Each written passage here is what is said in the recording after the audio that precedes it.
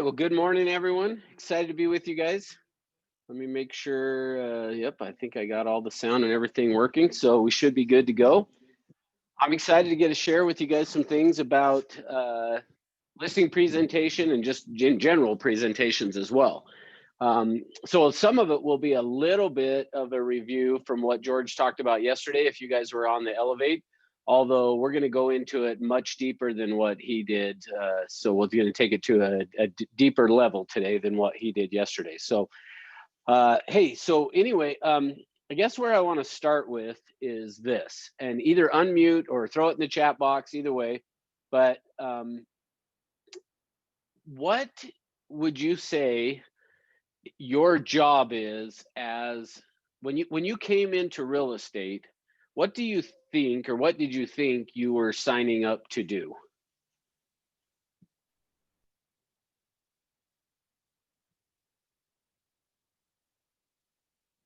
So throw it in the chat box, unmute, whatever. Okay, yeah, good. Leslie's saying so, sell homes. Good. What else? Give me a couple of others.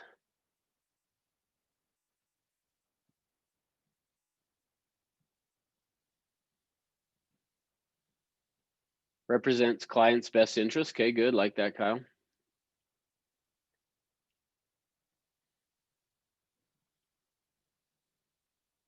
Nobody else? All right. Well, here's the question for you then. Okay, so Leslie said sell homes. Kyle said represent their client's best interest, which I love. That's good. So at the end of the day, in order to do those things, one of the biggest things that I would say that we need to really work on and get good at, which we don't ever think about, and nobody ever talks about this as far as when you're going to real estate school or getting your license, or even after that, in terms of talking about really ultimately, your job is to be a leader. It is to lead people through a process. People are starving for leadership. People want someone to be able to lead them and help them understand the direction and where they should go and what they should do. And you will notice this the more you get into it, that your clients are constantly going to be asking you, well, what should I do, or what would be next, and I don't know how we should, what type of an offer we should offer, those type of things. Well, people are starving for leadership. So at the end of the day, your job really is to lead people. Well, with that being the case, what makes someone, though, then a leader? So that's the next question for you, is what makes someone a leader?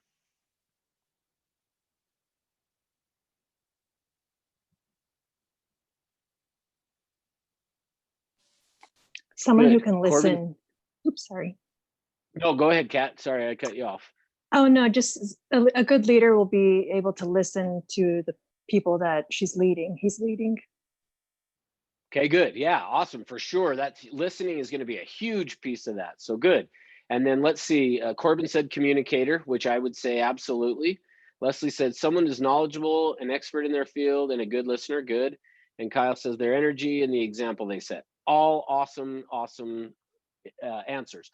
So the one thing that I would add to that you guys have said is, ultimately, the way that John Maxwell says it is, leadership is influence, nothing more, nothing less.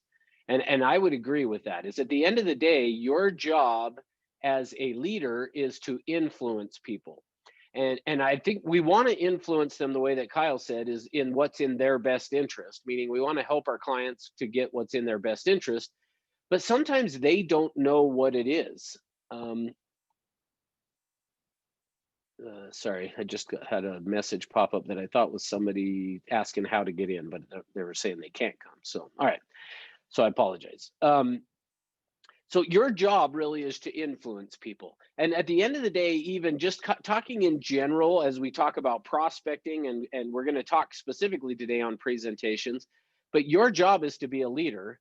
And leadership is influence, according to John Maxwell. Nothing more, nothing less is how he says it, is leadership is influence, nothing more, nothing less. Well, your job is to influence people, but we want to influence them as to what is in their best interest. There's no question at that, meaning that your intention has got to be about helping people and to helping them do what is in their best interest.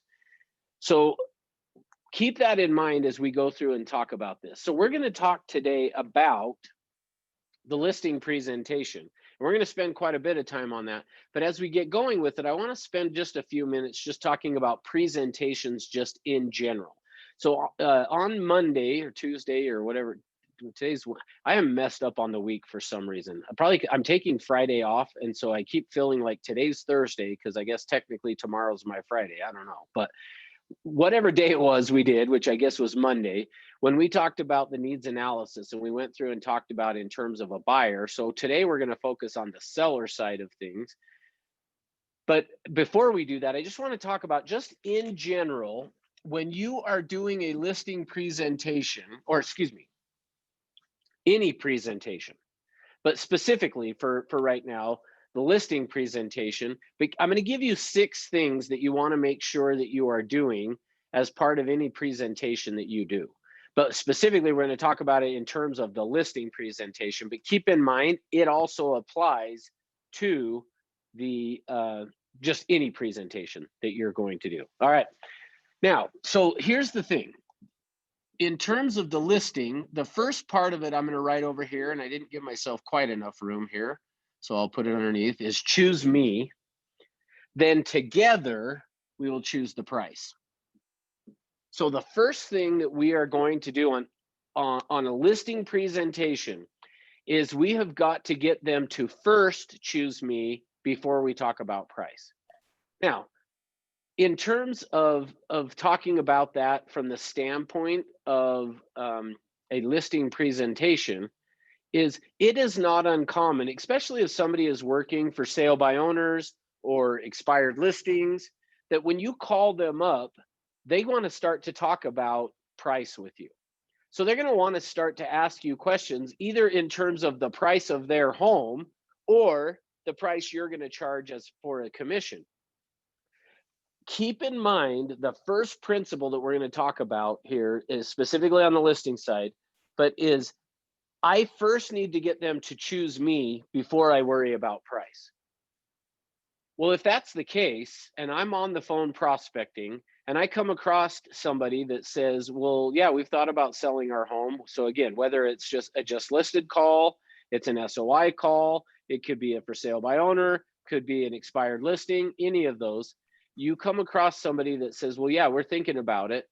And you ask for an appointment and they say to you, yeah, that would be great. We would love to talk to you.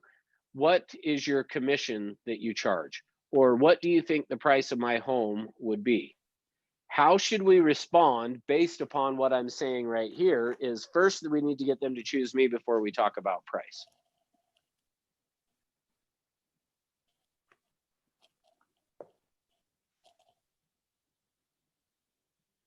Any thoughts? So either unmute or type it in the chat box.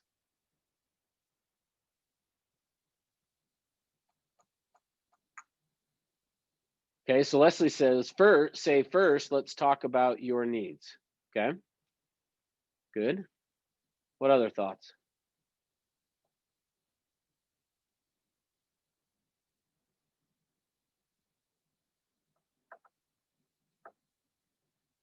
Figure out their time for selling. Yeah, good. Okay, so yeah, here's the key. Here's the key thing.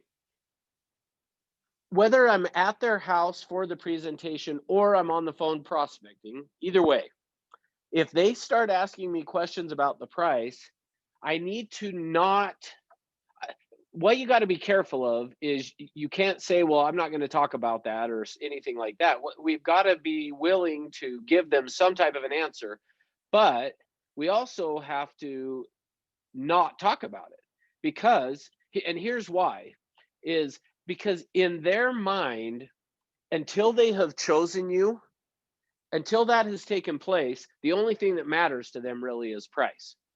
And so people are going to be typically, until they have chosen you, the price is going to matter. But here's the question for you.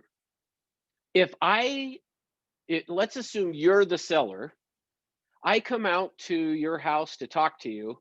And at the end of me talking to you, you don't trust me, you don't like me, or you don't feel comfortable with me, any of those three, however you want to say it. Does it really matter if I was going to if I would sell your home for free? Are you going to use me if you don't like me, you don't trust me, or you don't feel safe? Yeah, Leslie said no.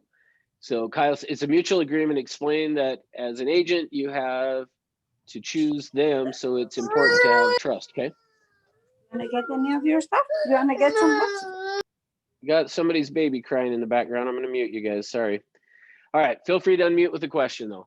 All right. So, yeah. So ultimately, if they have not chosen me as their agent, excuse me, I said that wrong. If they don't trust me, they don't feel safe, they're not comfortable with me as their agent, they are not going to use me regardless of the commission. So keep that in mind. It really doesn't matter what your commission is if they're not going to work with you anyway. So here's how I handle it. So let's assume that Kyle called me, or excuse me, that I called Kyle and I was trying to set up an appointment, and Kyle says to me, well, hey, yeah, you can come out and talk to us, but what's your commission going to be? Well, so I'm going to typically respond one of two ways. And so you can decide which one you like better. And for me, it just kind of depends on the day and the mood I'm in, maybe. But I respond one of two ways. I either will say to them that my commission could be as low as 0, but it could be as high as 10. So ultimately, let me rephrase it, because here's how I say it, is commissions in the state of Utah. So you guys that are in California, say in the state of California, commissions are negotiable. So the commission that I'm going to charge is going to be negotiable based upon what your needs are. So that's where I would ultimately be tying it back to when Leslie said, first, let's talk about your needs. That's great. I like to say it, though, as commissions in the state of Utah or the state of California are negotiable.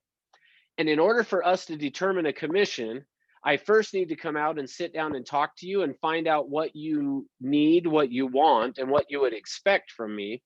And then from there, we can work together and we'll come up with a price that will work for both of us. So what works better, afternoons or evenings? Okay, so that's the first way that I will usually handle it. The second way that you can handle it, if you're on the phone and somebody says to you, well, what's your commission going to be? Then you can say, and this one I don't like as much, but I will use it from time to time. Hey, Kyle, that will be the very first thing we talk about when I get out to your house on Wednesday at 6 o'clock. So I promise you, we'll cover that first thing when I get there. So that's the other way you can do it, is say, hey, I promise you that's going to be the first thing that we'll talk about when we get out there. Now, the reason I don't like saying that one as much is because hopefully you guys have heard me say this enough times, and if you haven't, you will. I just have this mantra of that power comes out of telling the truth. Well, for me, I'm not going to talk about price the very first thing when I get out there. So I usually don't like to say that. There's a number of agents that I know do, and it's fine. You can do it. I'm not judging. And I have said it from time to time. Hey, that'll be the first thing we talk about when we get out there. But it's not going to be typically. So if I get out to the house, so let's just say that I use that. I get out to Kyle's house and he says, okay, you said we were going to talk about commission first thing. Typically, I'm going to end up saying, yes, for sure, we're going to talk about that very first. But I first need to find out what's going to be important to you so that I can know how to structure this to work best for you. So notice, I know I'm beating this up, but I'm beating it up for a reason. And it is because I watch agents over and over and over again on the phone prospecting. Somebody will ask them, well, what's your commission? And the agent just immediately says 6% or 7%. Well, the challenge with that is if you do that, you run the risk that the person then says, oh, well, we're not paying that type of a commission, so we're out of here. And now you don't get the appointment. So keep in mind, 2 parts to a listing presentation. The first part is choose me. The second part is going to be talking about the price. Now, how do we get them to choose us? Well, there are 6 things that I'm going to share with you that you need to do in order to get them to choose you. And if you'll do these 6 things, then they should choose you. And then we can talk about price. So the first one is I either say it as a connection, or since this morning on Morning Ascend, if you were listening, Lindsay talked about it as rapport. So a lot of times I'll say it as connection, but we could write it down and say, you've got to create some rapport with them. So you got to have a connection, or there's got to be some rapport built in order for them to choose you. Well, if you guys were on Morning Ascent, Lindsay talked about the way to do that. And that's through repeating and affirming. That is through mirroring and matching. It is through the tone that we use. All of those things that we talk about is the way that we're going to build that connection with the people. So we've got to connect with them. Now I'll come back to these in just a little bit as we go through this.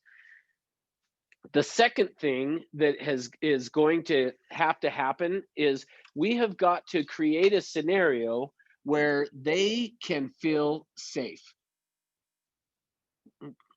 I made that like a P instead of an F, but so we can make them feel safe. So the second thing that has to happen in order for someone to be willing to choose you is you have to create an environment where they feel safe. Now, where that's going to come from is through this connection or the rapport. And I love the way that Tony Robbins says it, which is people like people who are like them or like who they want to be. So people like people who are like them or who they want to be. So you've got to either be like them or who like who they want to be. And so the way that we do that is we build this connection and rapport. And when we do that, is going to allow them to start to feel safe with you. They start to feel safe with you. And as a result, that leads to number 3, which is then they will trust you. So think of it this way. Sometimes people will ask me when I'm teaching this class, what is the difference between them feeling safe and them trusting me? Well, by them feeling safe allows them to trust you, or you could look at it the other way. To some extent, I look at it as kind of like this Mobius strip where like, and I don't know how much you guys understand and know about a Mobius strip, but a Mobius strip is basically the only one-sided thing that exists.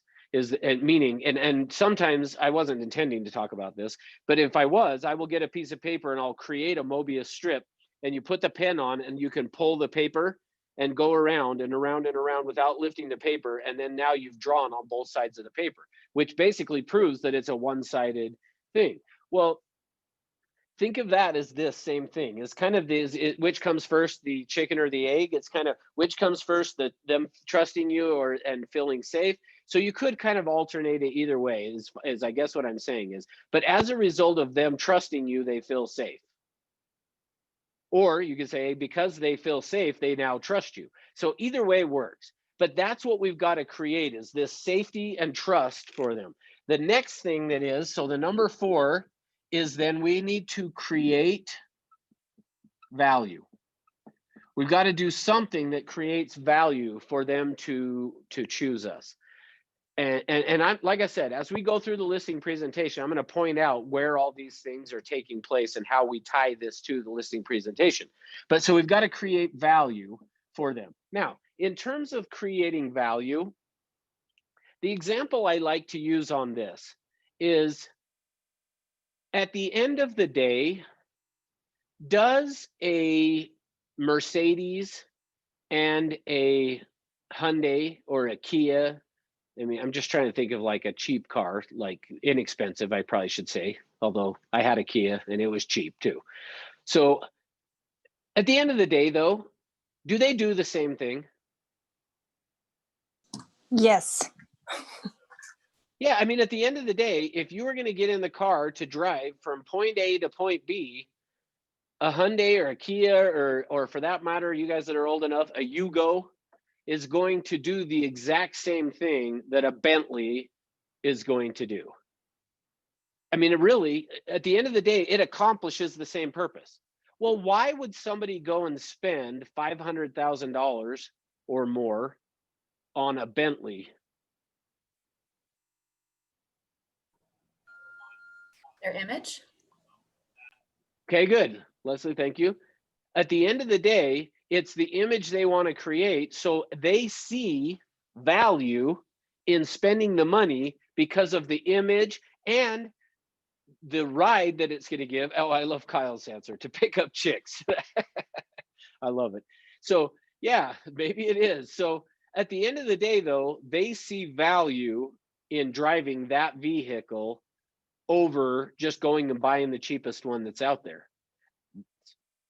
So the same thing. So hopefully what you're seeing is the same thing.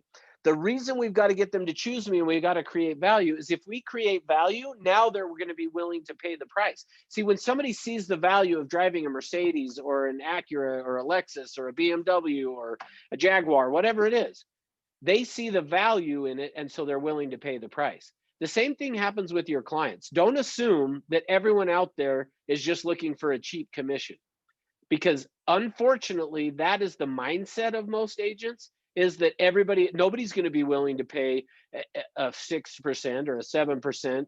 I have done a lot of 8% commissions. I have charged people 8% a lot of times. And I'll show you as we go through, and we'll talk about this, how to do it. But here's at the end of the day, if you create the value for them, they'll pay the price. And you all do it.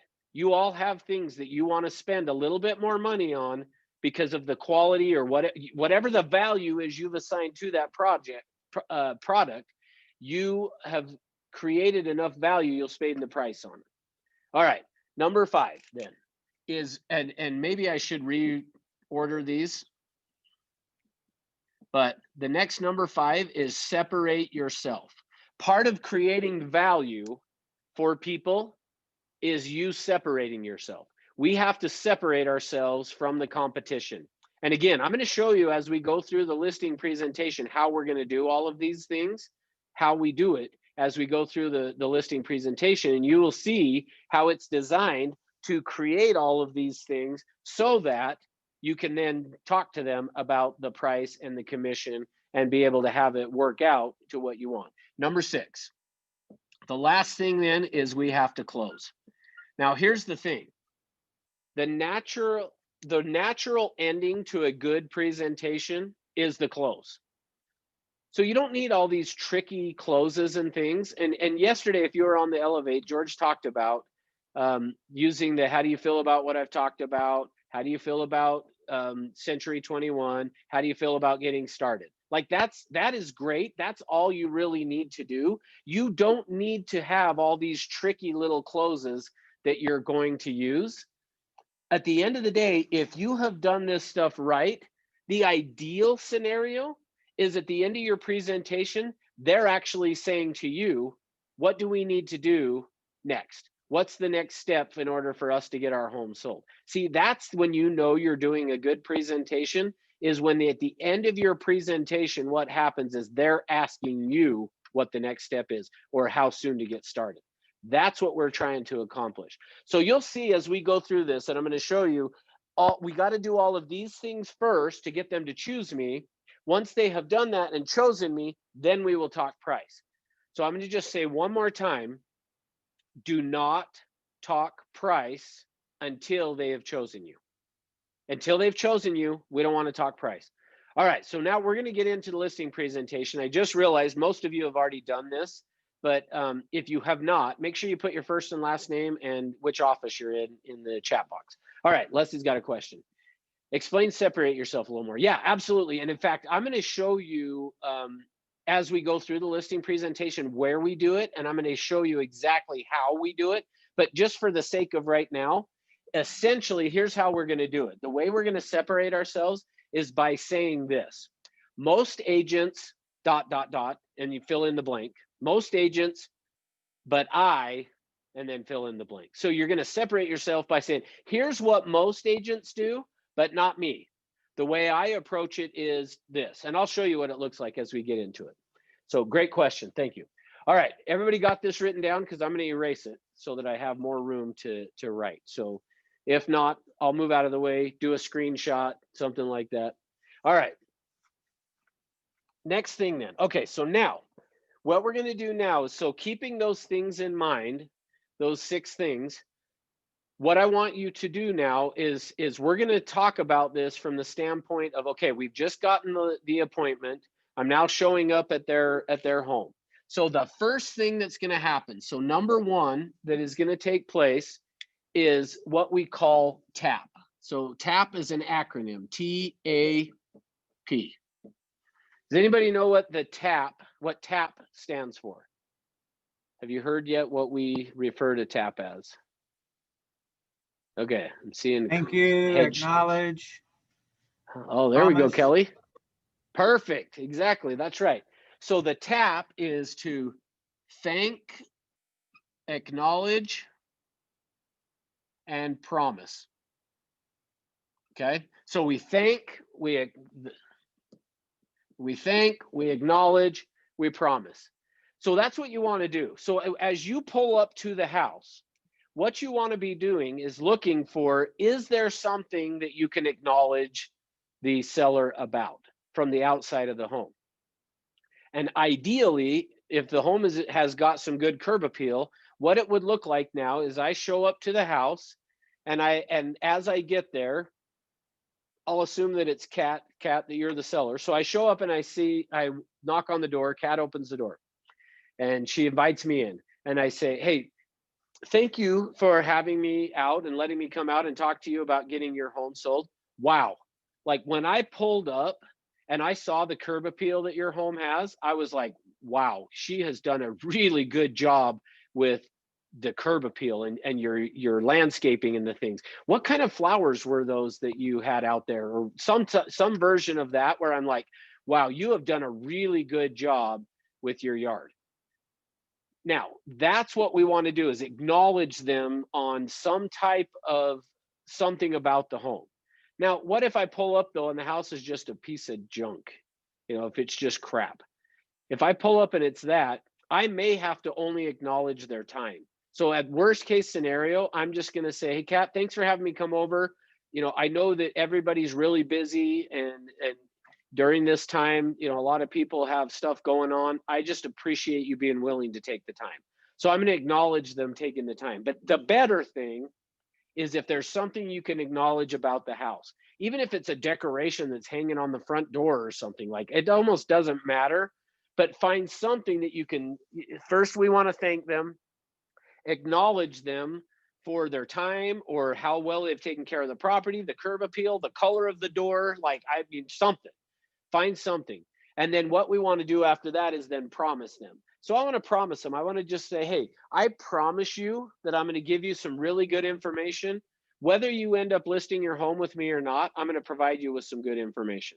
So just promise them that it's going to be worth their time. You're going to give them some good information. Something along those lines is just, thanks for having me come out, acknowledge something about the home, promise them something about the time they're going to spend, it will be well worth it, or you're going to provide them some information that's going to be helpful no matter what, whether they list today or it's a year from now.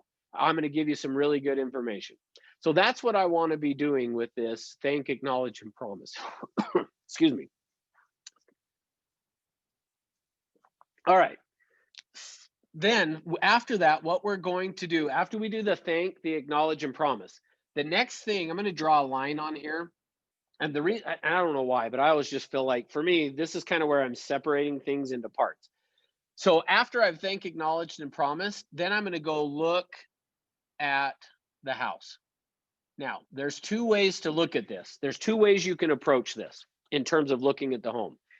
And there's pluses and minuses to either. And you're going to have some agents who would tell you, I would never do it this way. I always do it that way. And I'll tell you the truth, for me, I do it both ways. It kind of, again, and I'll explain what the two are and how I decide. But for me, there's two different ways you can do this approach looking at their house. The first one that you can approach it is you can say, hey, show me around. And in fact, a lot of times what I'll say is, give me the grand tour. And I don't even know where I got that from, but I'll just say sometimes, give me the grand tour. Show me around the home. Show me all the wonderful things you've done to it. So that's one way. The other way is that I will sometimes say, hey, I want to explore the home through the eyes of the buyer. So let me go take a look at the home. And if you had brought some paperwork or some information out of Toolkit CMA, or you had sent them a pre-listing packet, something like that, you could say, hey, take a look at this, the paperwork or whatever. I want to go explore your home through the eyes of a buyer.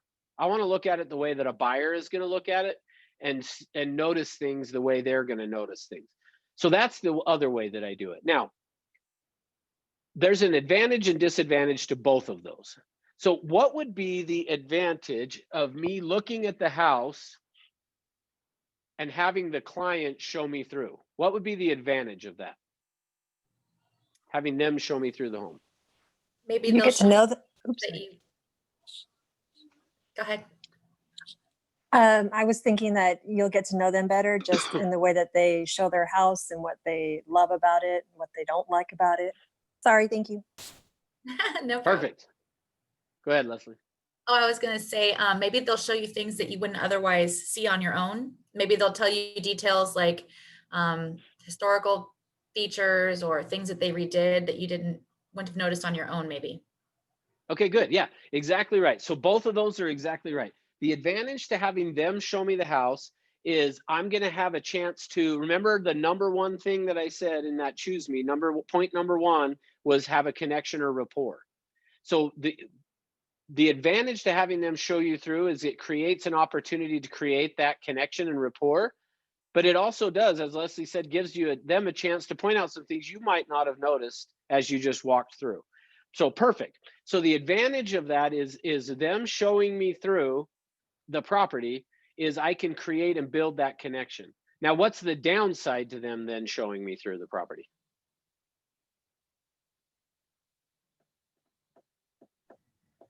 Time. Exactly right. That's right, Kelly. Ultimately, the downside is going to be time. So for me, here's how I decide. If I'm going to have them show me through the property, or I'm going to just say, let me explore it on my own, is if I'm like, hey, I got to get through this appointment because I've got another appointment or whatever, then I'm probably going to say, hey, I want to go through the home and explore it through the eyes of a buyer. If I have time, and more important than that, even if I don't have time, so make sure you hear this. If I need a better connection or rapport with them, if I felt like I didn't really get a chance to do that, I'm going to have them show me through the property, even if I'm pressed for time. Error on the side of connection, error on the side of rapport. If you're going to make a mistake on a presentation, error on the side of creating the connection or that rapport. All right, so so I'm going to go look at the house. So first is the tap, thank, acknowledge, promise. Then I'm going to go look at the house. I'm either going to have them show it to me or I'm going to go look at it on my own. Either way. Then I'm going to come back, and then number two is what I like to call game plan, or sometimes you'll hear us refer to it as the map if we want to do an acronym on that. But at the end of the day, everyone likes to know where they're going. Every one of us wants to know where we're going. And in fact, what I will a lot of times do when I'm teaching this class, if I was in person with you guys, which I really wish that I was, especially like you guys in California, I feel bad for me and you that we don't get to do it in person. The last time I did was in January, and I haven't been back since. I was supposed to come the week that everything shut down, or the week after that, and we were trying to debate, should I go or should I not? And I'm glad I didn't, because then everything, I would have been there when everything kind of hit the fan. But if I had you guys all in person with me, one of the things that I usually say is, and I will usually start the class this way. So I will usually at the very start of this class with everyone in person, I would say to you guys, hey, so as part of our class today, I'm going to have a bus show up and we're going to all go get on the bus. And then I don't say anything else. What do you think the first question that everyone asks me in the class is? Where are we going? That's right. See, we all want to know where we're going. So number two, when I say the game plan or the map, we're going to create now for them at this presentation a roadmap. We're going to give them a map of where we're going. Now, here's the other thing. The other thing is part of doing this when you're on a listing presentation is we want to give them the step-by-step basically of here's what we're going to do tonight. Here's what we're going to talk about. Because believe it or not, they're nervous about you coming out. When you come out to their house, they're a little bit nervous and unsure and things. So part of this is going to help them to understand, hey, here's what we're going to do. So now that I have said that, or I've explained that part to you guys, here's what it's going to look like. So I'm going to give them a game plan or an overview. So how I usually would say it to them is I would say, so Kat, thank you for having me out. Wow, you've done such a great job with your home. I promise I'm going to give you some good information. When we're done in 4 hours from now, you're going to be so happy we met. And I will occasionally say that, like, you can throw in some humor, but I will occasionally say, hey, you know, in 4 hours when we're done, and they're like, 4 hours? Like, you said you were going to be 20 or 30 minutes. And I'll say, I know, I'm just kidding. But so the thank, acknowledge, promise, then I go look at the house. We come back to wherever we're going to be meeting. We sit down and I'm going to say to them, okay, let me give you an overview of what we're going to talk about. Now, for the sake of, for you guys, it's the game plan or it's the map. And so you could even say it to them as, let me give you a map of where we're going. But for me, I just say, let me give you an overview of what I want to talk about. And then there's 4 things that we want to do. So number 1, or letter A, is going to be needs, wants, and expectations. And I'll talk you through how I say it and stuff too. But needs, wants, and expectations. So how I would do it is I'd say, okay, Kat, thanks for having me out. I looked at the house. I come back, we sit down. I say, all right, Kat, I'm just going to give you an overview of what we're going to talk about. So the first thing that we want to do, or that I want to do, is talk to you about your needs, your wants, and ultimately what your expectations would be of me. And I will share with you what I would expect from you as a seller. So that's basically the script, which is not really necessarily a script, but I'm just saying the first thing we're going to talk about is your needs, wants, and expectations. And I'll share with you what I would expect from you as a seller. Now, here's the key thing. We're not doing that right now. I'm just telling them, remember, it would be no different than if at the start of the class I said to you guys, hey guys, today at some point the bus is going to show up. We're going to go jump on it, and then we're going to go to lunch. And then I'm going to show you a couple of houses, and then we're going to come back to the office. Well, we didn't go do that. I just told you what we were going to do. That's what this is. So all of this stuff I'm writing in orange now, we're not doing it right now. We're just telling them we're going to do it. So hopefully that makes sense. All right, then letter B. So first thing is I'm going to say we're going to talk about needs, wants, and expectations. After that, after we've talked about needs, wants, and expectations, we're going to talk about, and I will usually call it for you guys, I don't say this to the seller, but we're going to talk about marketing. But when I say marketing, I don't mean marketing the way that you think marketing. What I mean by that is how I sell a home. That may be another way of saying it, but here's where I'm going to start to connect some dots for you guys too. This is where you're going to separate yourself, is under this marketing stuff. So I'll show you what this looks like. So I'm going to do the same thing. So Kat, first I want to talk about your needs, wants, and your expectations, and then I'll share with you what I would expect from you. After that, we're going to talk about what do I do to get a home sold. So really that's, you may want to put in parentheses or something after that. When I say marketing, what we're talking about is what I do to get a home sold. But again, when I say that, in their mind, they're thinking I'm going to talk about all the websites we put it on and the sign and and an open house and all that, but that is not what I mean. But for them, it's okay that they think that's what you're talking about.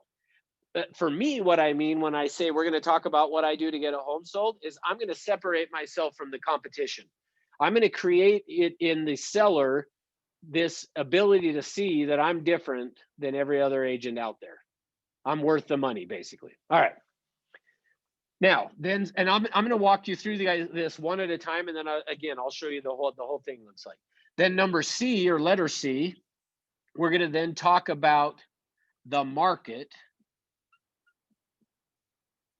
And there's some subcategories on this too. So let me grab a different color pen here. Hang on. So, but just know we're going to talk about the market. Now, when I say we're going to talk about the market, what I mean by that is there are a few things we're going to do about in terms of the market. Is we're going to talk about, let's see, I'll just go back to number 1. Number 1, we're going to talk about the macro. So I know I'm writing it kind of small, but I'll tell you guys what I'm writing. So that just says macro. I'm going to talk about the market in terms of like what's going on big picture, the macro picture of the market. Then number 2, under the market, we're going to talk about pricing. And then number 3 is going to be the CMA, basically the value of their house. Okay. So now I don't tell them that right now. I'm just kind of giving you guys that as the heads up. But so first we're going to talk about their needs, wants, and expectations. Then we're going to talk about what I do to get a home sold, or how I market, but really it's how I get a home sold. Then we're going to talk about what's going on in the market and how that affects them. And then D down here, D is going to be close. Now remember, all of this stuff that I told you that I just wrote in orange, we're not actually doing it right now. We're just giving them this is what we're going to do. So let me show you what that looks like. So I'm going to say, Kat, after I've gone and looked at the house, Kat, let me give you an overview of what we're going to talk about today. So the first thing that we're going to do is we're going to go through and we're going to talk about what your needs are, what your wants are, and ultimately what you would expect from me as your agent. I will also share with you what I would expect from you as the seller. Then we're going to talk about what do I do to get a home sold? And I will say what makes me different. So we're going to talk about what do I do to get a home sold and what makes me different than other agents that are out there. And then after we've talked about that, we're going to go through and we're going to talk about the market. We're going to talk about what's going on in the real estate market and how that affects you. And then finally, Kat, if you're comfortable and confident with everything else that we've talked about, now this is where I'm going to close. I'm going to ask you to sign some paperwork, okay? So notice what I've done now. Now, if you remember those 6 things that I said up there, we've first hit on the connection and rapport, potentially by going and looking at the house. We're now going to start into helping them feel comfortable and safe by telling them this is what we're going to do, is we're going to go through and talk about all this stuff. Well, along the way, remember I said that a natural ending to a good presentation is the close. So I'm already setting them up right here for the close. And when I say setting them up, that probably sounds a little more disingenuous or something than what I mean it as. But yeah, Kyle, I'm priming them. I'm getting them ready for the close by saying it after we've talked about all this stuff. And notice that I said it as, if you're comfortable and confident in me that I can get your home sold, I'm just going to ask you to sign some paperwork, okay? And they'll say, okay. And then boom, now we can go on to point number 3. All right, so next, point number 3 here is now ultimately, think of it this way. Point number 3 is going to be this, the needs, wants, and expectations. So I'm going to write it down for you guys this way. So I'm going to write it down as questions here, but then I'm going to put in parentheses, needs, wants, expectations. Okay. So ultimately what I'm going to do then is, and let me walk you through it again. So I've done the tap, thank, acknowledge, promise. I've looked at the house. We are now sitting down. I've said to Kat, hey, first we're going to go through and talk about your needs, wants, and your expectations and what I would expect from you. Then we're going to talk about what I do to get a home sold and what makes me different. After that, we'll talk about what's going on in the real estate market and how that's going to affect the price of your home. And then after that, if you're comfortable and confident with everything we've talked about, I'm just going to ask you to sign some paperwork, okay? They're going to say, okay. And I like doing it that way, by the way, is I say it that way to them. If you're comfortable and confident in everything that we've talked about and you feel good about me, something like that, I say, then I'm going to ask you to sign some paperwork, okay? And what do you want to say when I say to you, okay? Okay. Yeah, that's right. See, notice that. You want to go, okay. That's what they do, is you say to them, so after we've talked about all this stuff, if you're comfortable and confident in me being your agent, I'm going to ask you to sign some paperwork, okay? And they go, okay. And if they don't say okay, they say, well, I don't know. We're going to have to wait and see. I say, okay, that works. I'm okay with that. All right. So now that we've done that, so I say that to Kat. So if you're comfortable and confident, I'm going to ask you to sign some paperwork, okay? She says, okay. Then I go, I'm going to now move into the questions. In terms of the questions, now remember on Monday, we talked about the needs analysis. And on that needs analysis with a buyer, we would say to them, describe for me your ideal home. And then from there, they would start giving us a whole bunch of information, which, by the way, I'm going to test you guys. What is the purpose of doing the needs analysis?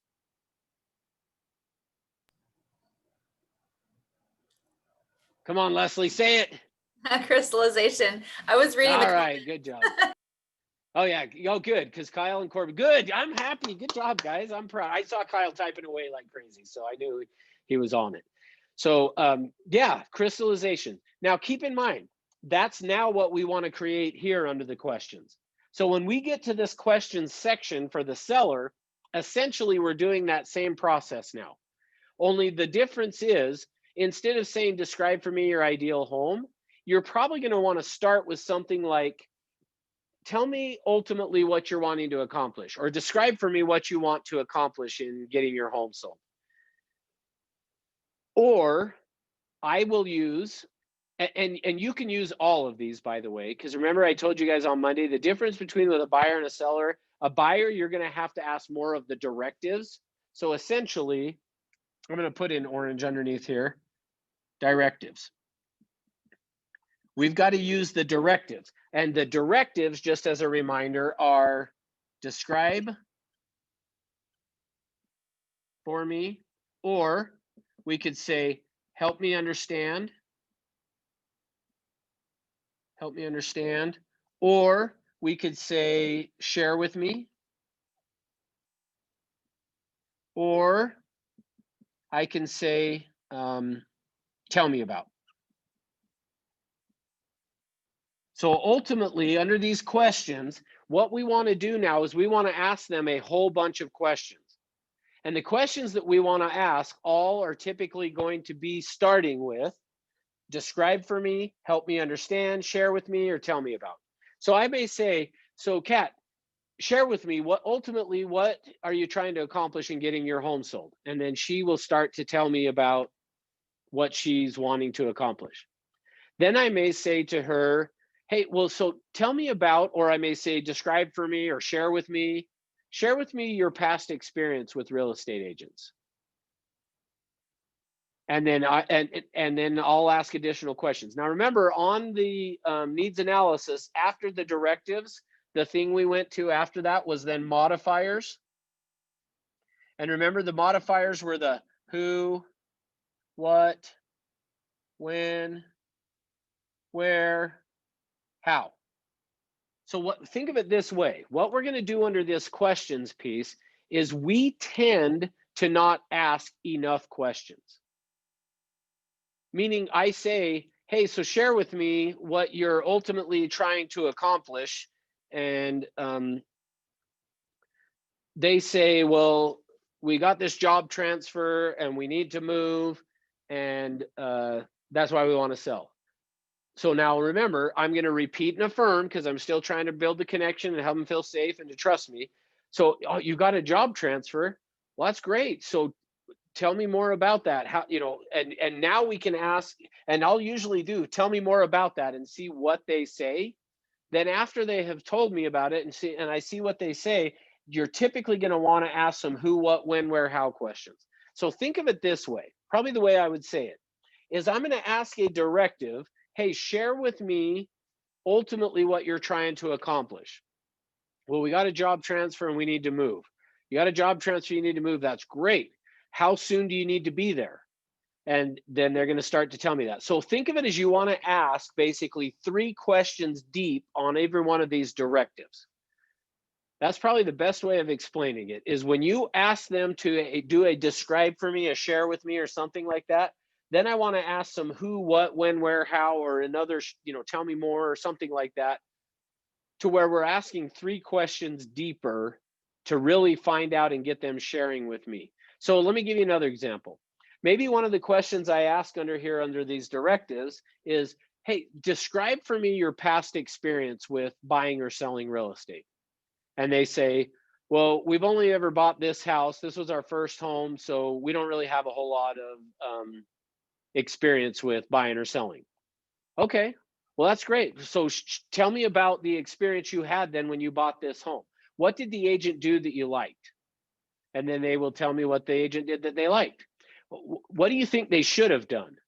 Or what do you wish they would have done? What kinds of things would you expect from the next agent that you choose? See, ultimately, I'm going to ask a directive, a describe for me. Then I'm going to ask 3 deep questions in terms of that. And it, again, when I say 3 deep, there are times I may do 4 or 5 additional questions or 7. At the end of the day, the reason I say 3 deep is agents typically tend to ask, so tell me about your past experience. Oh, well, we've only ever bought this house. Oh, okay. And then they move on to the next thing. We want to ask some additional questions of, hey, well, so share with me, how was the experience? What happened that you liked? What did you not like? What do you wish they would have done? What do you think they should have done? What kinds of things could have they done to make it a better experience? Like, ask a bunch of other questions that is going to allow them to express to you. Now, the other side of that is part of what we are doing is we're getting them to give us the answers to the test, by the way. Part of what we are doing by asking them all these questions is I am getting them to give me the answers to the test. Now, when I say the answers to the test, remember, I'm getting them to choose me. I'm figuring out how to get them to choose me. That's when I say the answer to the test, what I'm finding out is what is most important to them so that I can now tailor my presentation to exactly what they're talking about. All right. Now, let me give you a few others on these questions. Some of the other ones that I like to ask is, hey, share with me how price will affect your decision to list your home. Now, that could be one of two things. If I say, hey, share with me how price is going to affect your decision, that could actually, they could interpret that as meaning the price of their home, or they could interpret, when I say that, they could interpret it as the price of the commission. And so the reason I ask it that way, share with me how price will affect your decision, is I'm now exploring to find out, is commission going to be an issue? Or is the price of the home that what they want to list the home going to be an issue? And I find that out by asking that question. So I'm going to ask that one. So let me give you another one. How will timing, or what's important? Share with me or tell me about what's important in terms of the timing of getting your home sold. So I like to ask questions around the timing of getting the home sold as well, to find out, hey, is it a scenario of something, hey, we got to get it done right away? Or is it a scenario of, hey, we only are going to do it if it works. If it doesn't work, we're not going to do it. Great. I just need to know all that information so that I can know where to go. All right, next. The next question that I like to ask as part of these, and again, for me, I'm pretty fluid on how I go in and do it. I don't have an exact do this, then this question, then this one. But you could follow exactly the questions that I'm giving you guys right now. You could just ask every one of those questions. All right, the next one. And this one is I always save this one though. So even though I just said you could ask those in any order, the reason I say that is this one, I always save till last. So however many questions I'm going to ask, usually this one is typically going to be the last one. And that is, I will ask some version, I'll ask it one of two ways. Is I will usually say, hey, tell me about, or help me understand, or share with me, and I usually do share with me on this one. Share with me, what are your biggest concerns in getting your home sold? So share with me your biggest concerns, or I'll say it as, share with me what is your biggest fear in selling your home? Or I'll say, hey, share with me if there's anything in this process that would keep you up at night worried. So I'm looking for either a concern, a fear, or a worry, some type of a thing like that. I always want to do that one last. And that's just personal preference for me. Like, there's not really this is why you got to ask this one last. It's just, for me, I like to ask all these other questions first. And part of it is because I feel like by asking these other questions first is building that rapport and that connection with them, so that when I say, hey, so share with me what your biggest concern is. What worries you the most about getting this home sold? Because by asking that, and if I have built some rapport and connection, they're usually going to tell me what their biggest worry or their biggest concern is about getting their home sold. Now, let me give you an example of this. So this one happened actually in California, but this was long before I was coming out to California. So meaning, like, I had been to California before, but I didn't know California the way I know California now, because over the last 2.5 years, I was out there every 6 weeks. And so I got to know the area a little bit better. So when this happened though, this was a class that I was in that happened with this agent. And so I wish I would have paid better attention so I could tell you guys in California, this is where the house was. But ultimately, here was the scenario, is the training that I was in when I was being trained on this, a guy had brought up in the training that he had an opportunity to go get a multi-million-dollar listing. Now, remember, this is nearly 20 years ago. So think about, a multi, and if I remember right, I want to say it was like $15 million 20 years ago. So it's probably what, 30, $50 million today. I don't know. But he said he had an opportunity to do this. And so the guy that was doing the class had said, hey, if you get an opportunity for that type of a listing, I'll come and help you do it. And this guy, and that's when this guy raised his hand and said, well, I got an opportunity for a $15 million listing. Will you help me? And he said, yeah, I'll help you. So here's what happened is they went out and they followed this type of a process. And when they got here to this under the questions piece, at the end, they asked the question of, hey, so what's your biggest concern? Now, before I tell you how the lady responded, let me set up the scenario. So this property was as I said, it was going to be a $15 million listing. The guy goes out there to get this opportunity to list the home. When they get out there, what they find out is the lady, and I guess the agent knew all of this, but when they got out there, the lady selling it was elderly. Her husband had passed away, and it was now time to sell the house because she had just decided it was too big for her all by herself. So she calls up and she's interviewing a few different agents for the job. Well, they get into there to talk to her, and they go through the process that we're talking about, and they get to this and they say, okay, what's your biggest concern? And she said, my biggest concern about getting this home sold is I have already met with, and I don't remember how many agents, 2 or 3 other agents, and every one of them had said, here's what we're going to do.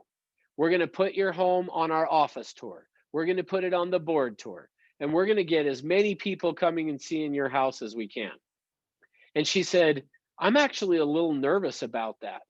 And they said, oh, okay, tell us more.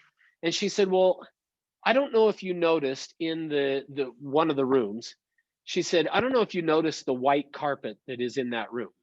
And they said, yeah, we noticed that white carpet. And she said, well, that carpet was a gift from my husband. And he had that carpet, and this part I don't remember that I'm saying this part exactly right, but you get the point. She says that carpet was handmade in Peru or something like that. And it cost $100,000 for just the carpet in that room. And she said, all I could picture every time everyone was talking about bringing all of these people through the house is I'm picturing all of these people walking across my white carpet. And she said, like, that's my biggest fear in selling this home is I understand that somebody coming in and buying the home may not want the white carpet and they might rip it out and trade it, but I don't want it destroyed while I still live in the house. And so here's the thing. My point of this is this. This piece of asking the questions is the secret to getting the listing. The secret, if you are competing on a listing, the secret to you getting the listing and being able to get it at the commission that you want is through you asking the right questions. When I said these are the answers to the test, that's what I mean. By you asking these questions, they're going to give you how they're going to choose the agent that they want to list with. Well, so then once you have done that, you've asked all these questions, now we're going to go on to then number 4. Number 4 is what we call plan of action. This is your action plan or your plan of action. At the end of the day, this is where you're going to separate yourself. Okay, so think of it. I said number 3 was needs, wants, and expectations. Number 4, oops, draw to the wrong spot there. Number 4 is the marketing, how you get a home sold. Now, here's the hardest part about me training you guys on this. The hardest part about me training you on this piece is I don't know what they're going to say up here in order to tell you what you need to say down here. And what I mean by that is prior to hearing that story about the agent going on that and the lady saying, I don't want to see my white carpet ruined, I would have never in a million years in a class thought to tell you what you're going to have to do in this plan of action is figure out a way to protect her carpet. But at the end of the day, that's what she was. See, once you land on what their biggest concern or their worry is, and you can now put them at ease over that, you're the agent they're going to choose. Because see, nobody else does that. In fact, actually, let me share with you what typically, let me see if I can find, I've found something I'll use. So typically what happens is something like this, is when somebody is doing a listing presentation, the way that most agents would do a listing presentation is going to look something like this. Sorry, I'm trying to find a book. So I've got our script book, which works. One of two things is the way that most agents do a listing presentation. And in fact, I would tell you guys, in the 15 years that I have been training agents, the probably number one request that I get from agents is, I need a good listing presentation. And typically what they mean by that is what they're thinking when they say, I need a good listing presentation, is I need a good binder or a spiral bound thing that I can take out and show people what we do. That's typically what people mean when they say I need a good listing presentation. And let me pause for a minute and tell you this. The best listing presentation is you. You are the presentation, by the way. Like at the end of the day, when we as a company talk about, and you hear George over and over and over again talking about who you become is what matters the most. And if you were on yesterday to Elevate, you heard him say it, of like, the money will follow. Chase the principles of leadership and the money will follow. See, that's the truth. People are not listing with your binder or your cute paper that you brought out. They're listing with you. And they're listing with you because of who you are and the leadership that you're providing for them. And so here's what most agents do. The company that I was with for almost 20 years. So I've been here just over 5 years, and I was almost 20 years at a previous company. And we were in a manager meeting one day, and somehow this came up, and one of the managers said, I want to show my listing presentation to the other managers. And he said, I want to be able to show you guys how I train my agents to do a listing presentation. And so what happened then is the president of the company said, okay, you can do that. And so this guy sat down in this meeting, and I kid you not, this is what he did for 2 hours. And I'm not joking. It was literally 2 hours. He had a little flip chart that had information, which, by the way, you guys could go and get this and print it off of 21 online. So if you want a spiral bound something to give to people, you can get it off 21 online. But let me tell you, they are not going to choose to list with you because of that. But here's what he did. He got this stuff off of Toolkit CMA, which really wasn't that, and he sat there and went just like this. Let me tell you about the Everest sales system. The Everest sales system is prospecting, scripts, and dialogues. Now, in our table of contents for this Everest sales system script book, we've got a bunch of things listed here, and we've got the page numbers listed off to the right-hand side. Now, I kid you not, for 2 hours, this is what he did. And then he would turn the page. Self-confidence formula by Napoleon Hill. Napoleon Hill was a guy who lived many years ago, and he went out and interviewed people to find out what it took to be successful. 2 hours of that. Could you imagine somebody coming to your house and like, I would list with them, I'd be halfway through like, no, let me just sign the paperwork so you'll shut up and leave. Like, honestly, like that's exactly what it turned into, was 2 hours of this, just sold. When you call somebody on the phone, you want to say, hi, my name is blank with Century 21, like 2 hours of that. But here's what I promise you, people are going out and doing that on listing presentations right now. When you're competing, people are going out and doing that, believe it or not. Or they're doing this. This is the other thing that I've seen that agents do. They go out on a listing presentation, and this is what they do. All right, Kat. So yeah, I've had my license for 26 years, and I have sold a lot of homes. In fact, Kat, one of the things you are going going to be, well, it probably won't surprise you. I mean, look at me, like, you won't be surprised. I am the #1 agent in my cubicle. There is not another agent in my cubicle that sells more listings than I do. Look at these awards that I got. I got this picture of, this is me receiving my award at the convention. This is my award that I got for being the #1 agent last week, because I actually got an appointment. So I was the #1 agent in my office for that one. Like, I'm not kidding. Most agents go out on a listing presentation and they go and they sell their ego. It's all ego based. It's all me, look how awesome I am. Now look at what we're doing. Instead, we're going out and saying, wow, let me acknowledge how great you've done with your home. And I'm going to ask you a bunch of questions. I'm going to find out what's really important to you. I want to find out what you need, what your needs are, and how I can help you. See, that's the difference. Now, once we've asked all those questions, now we can get into this plan of action. So now let me show you what the plan of action looks like. So, but let me finish the story. So they go out on this listing. Yeah, Kyle said, bore them into signing. That's exactly right. I mean, seriously, I sat there and was like, give me something to like knock me out, something, because I can't sit and listen to this guy anymore, sit and flip the pages and tell me about cold calling script or whatever. I mean, for his, it was, our company has been around since 1906, and it was formed during the blah, blah, blah fires in San Francisco around the turn of the century, and people were taking, I mean, I was just like, oh yeah, stop. All right, let me finish the story though. So here's what happened. So they go out there and this lady says, I'm worried about my carpet being destroyed. I don't want to see my house destroyed before I move out.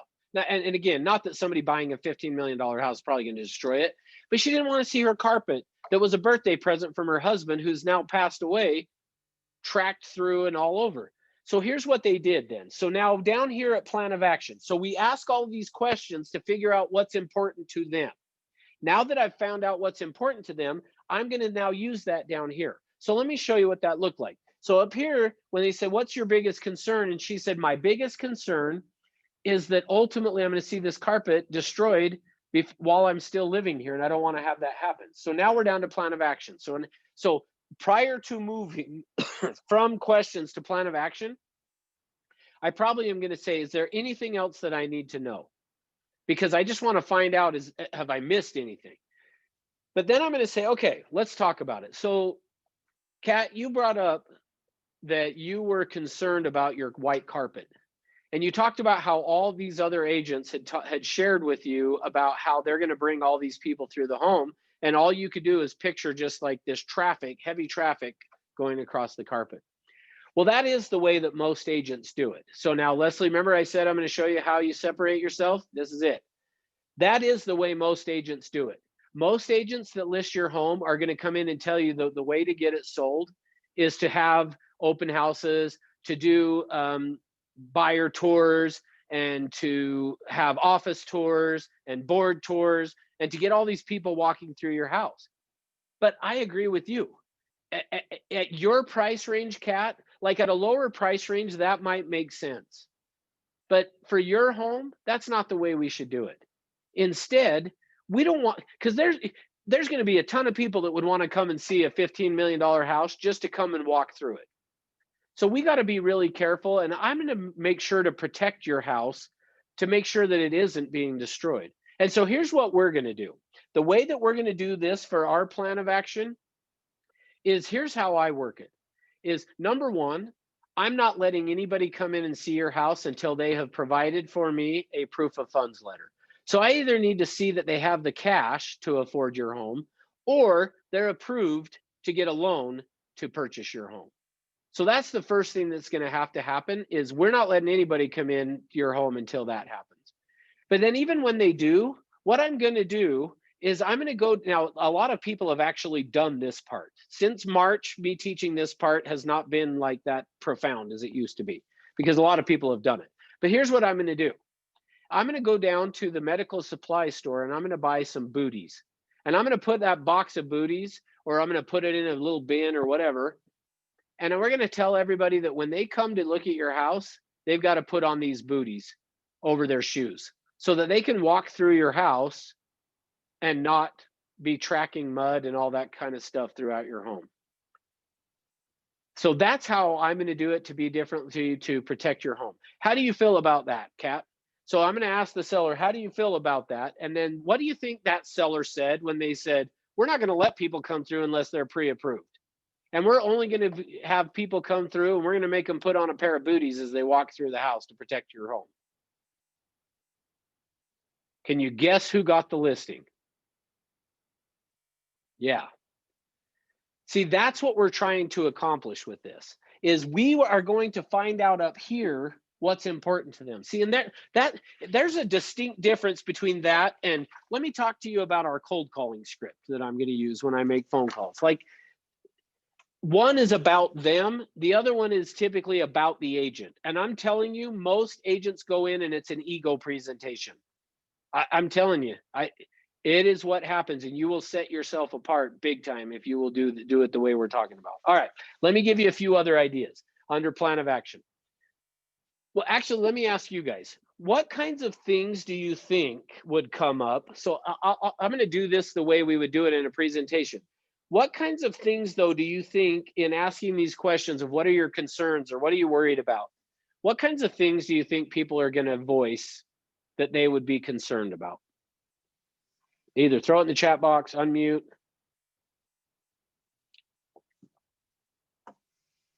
Okay, Leslie said top dollar, good. Yeah, in fact, actually, I had a neighbor, and I don't know if I shared this with you guys, but I had a neighbor last week that is a good friend of mine. We do actually quite a bit together. And he texted me and said, hey, I just wanted to give you a heads up that I'm selling my house. And I just kind of feel weird about using friends to do it. So I'm going to be listing my home with somebody else. And when he told me that ultimately, he's like, if we can sell it for the price we're going to list it for, we'll sell it. If not, we aren't going to sell it. And my response to him was, hey, I totally understand you don't want to use a friend to list your home. But the good news is we're not friends anymore. So you should be able to list your house with me now. I'm just kidding. But so yes, sometimes they're going to have top dollar. Okay, Corbin said COVID. You know, interestingly, Corbin, I don't, and maybe I'm out of touch a little, but I haven't actually had many people say that, and I haven't heard many agents talking about it. Now, I'm not saying that's not the case, but I haven't actually heard much about that. What other things? That it's done right and they're not going to get sued. Okay, good. Like that. Yep, good. So ultimately, it could be that it's done right. They're not going to get sued. Good. Love it. Leslie said a bad inspection. Absolutely. Could be worried about that. Some of the other things that come up is probably one of the most common is your communication between them and the agent is what their concern is I want to be kept up to date as to what's going on. That's another one that comes up.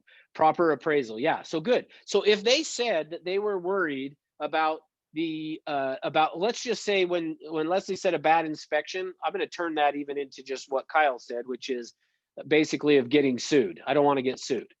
So if they said their biggest concern was, hey, I just want to make sure it's all done properly, I don't end up getting sued, then what I would do down here under the plan of action, then here's how I would handle it, is I would say, Kyle, so glad you brought that up, because that is something that actually it happens. And unfortunately, usually, you know why the reason that it happens is? The reason usually it happens is because of the agent's lack of really understanding all of the paperwork that is involved in getting your home sold and making sure that we're using the right addendums, making sure that things are filled out properly. And actually, the most interesting thing, Kelly, of that is, do you know where most lawsuits come from? Is actually the seller disclosures. Most of the time, that's where the lawsuit's going to happen. And so for me, most agents don't give you the advice that I'm going to give you. See, everything that I say, hopefully you're noticing under this plan of action, is going to be, this is the way most agents do it, but this is how I do it. See, most agents are not going to give you the advice that I'm about to give to you. And here's what that advice is. Of all the forms you're going to fill out and sign, the most important form you're going to do is the seller property condition disclosures. Because if somebody did end up suing you, those property condition disclosures are going to be the thing that either set you free, have you not be in court, or they're going to be the reason that you get sued and you lose. So as we now notice what I'm going to do here.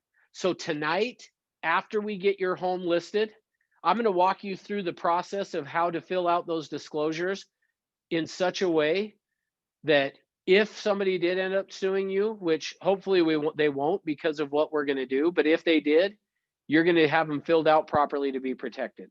Now, let me side note this for a second for you guys as agents. Am I going to tell them how to fill out the seller disclosures? Even I just said I'm going to tell you how to fill them out.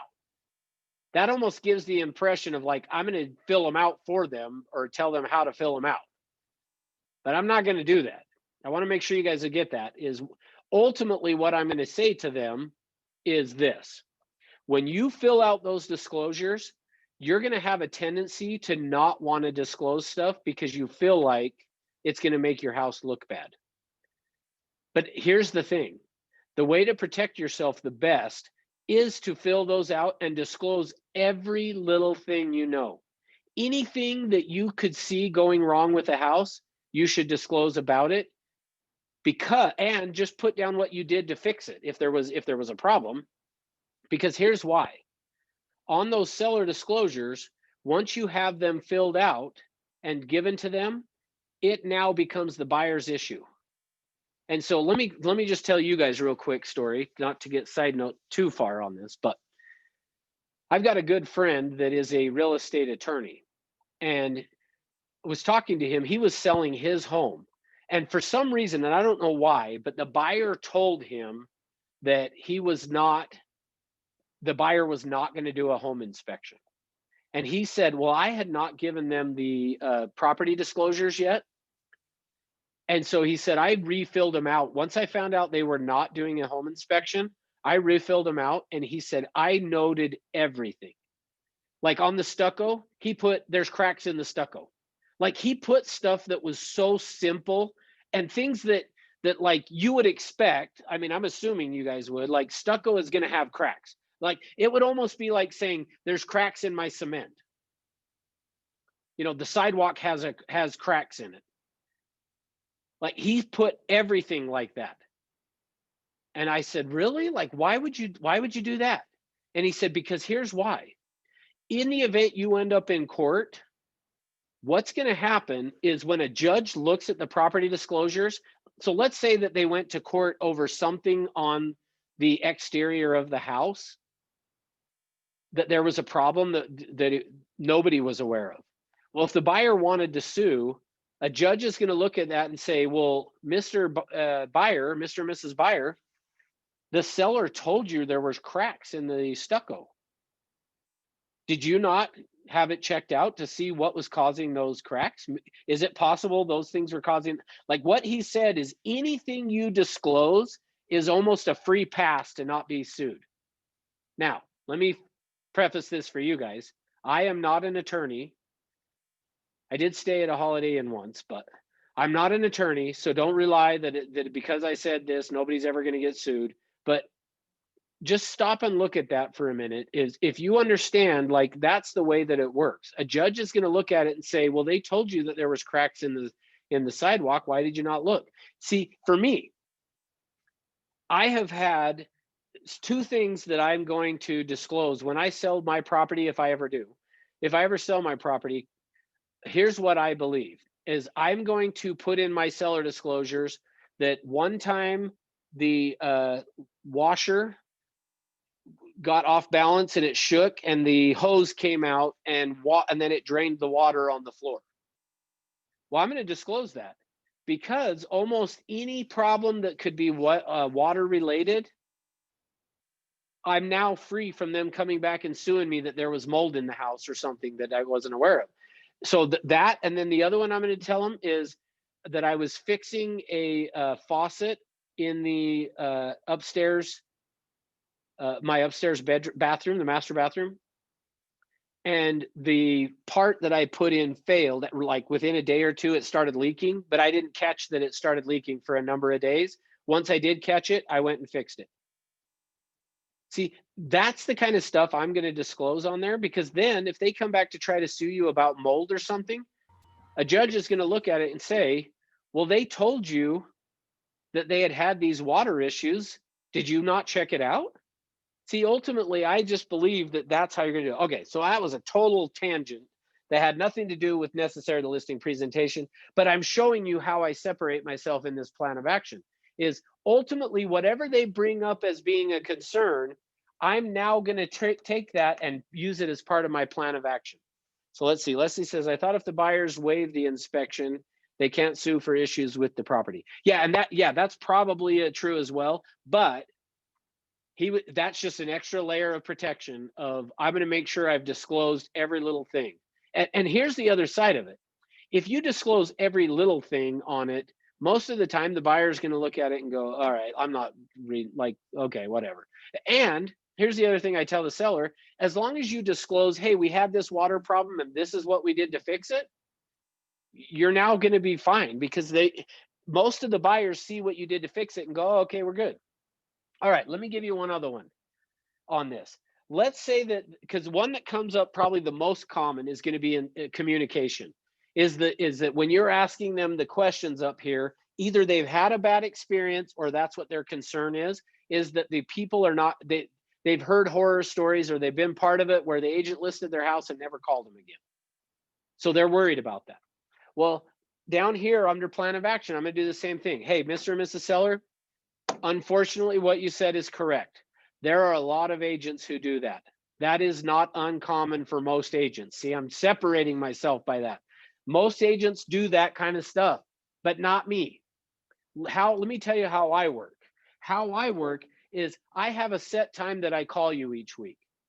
And now watch this. Here's what I'm going to say. So, Kat, when would you like me to call you? Or let me start over. What phone number would you want me to call you on? I do my calls on Fridays between 10 and noon.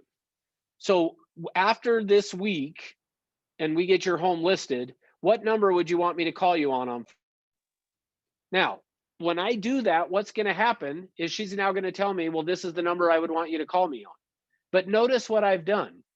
I've done another little subtle close. Hey, once we get your home listed, I will be calling you the next Friday between 10 and noon. What's the best number to call you on? And if they give me a phone number, they're also telling me they're that much closer to me being their agent that's going to list their home. So ultimately, hopefully what you're seeing is under this, I'm going to ask all the questions. The idea is to discover what is it that they're worried about. Then I can resolve their concerns down here that they have. I can now, under this plan of action, tell them how I'm going to do it. Let me give you one other quick one. One other one that I will use if it comes up would be pictures. I will say most agents take the pictures for your home with their camera, their phone on their camera on their phone. Not me.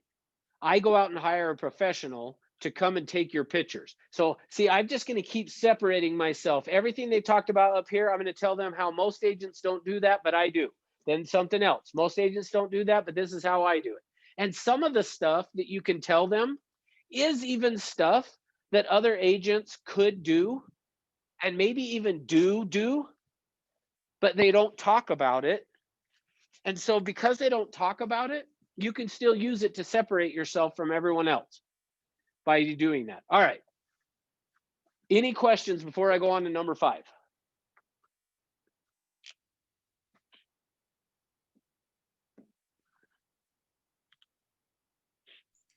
I have a question, Russ. Okay, good.